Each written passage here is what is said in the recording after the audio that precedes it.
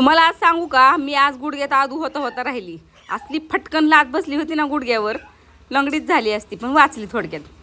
तर मंडळी, आज आहे आमच्या आप्पांचा 13व्याचा कार्यक्रम आहे आज. आणि आम्हाला आज गोमूत्रातून देव धुवून काढायचे होते. तर मी इकडे देव मंदिरातले काढलेत. आणि या मांजरीचं सशाचं काय भांडण आहे मला काही समजत नाही, दोघांचं जरा पण पटत नाही.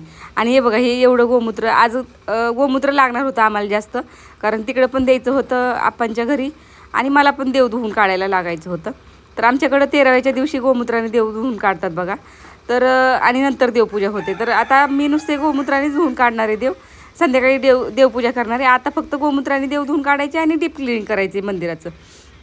तर मी सुरुवातीला बोललेला विषय तुम्हाला सांगते, मी आज कशी आदू होता राहिली. तर ही बघा, ही जी आहे ना, ही बकुळी माझी, ह्या बकुळीने मला आज एवढं जोरात लात घातली गोमूत्र धरताना. आणि नशीब ती लात माझ्या मांडीवर बसली. ही बसून दिसते गरीब, ही गरीब नाही अजिबात, माहिती आहे का.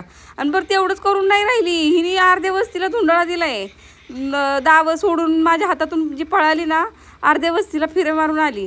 गाया असाव्यात तर अशा बघा, ह्या गाया अजिबात त्रास देत नाहीत, एवढ्या शांत असतात ना. ह्या गावरान गाया एवढ्या कडकड्या असतात ना, भयंकर कडकड्या असतात. तर मला आज असं वाटलं की मी आज आदू झाली असती 100%. जर तिची लात चुकून जर माझ्या गुडघ्यावर बसली असती ना, बेकार लात लागते बरं का गायांची, गावरान गायांची. तर चला, बाय.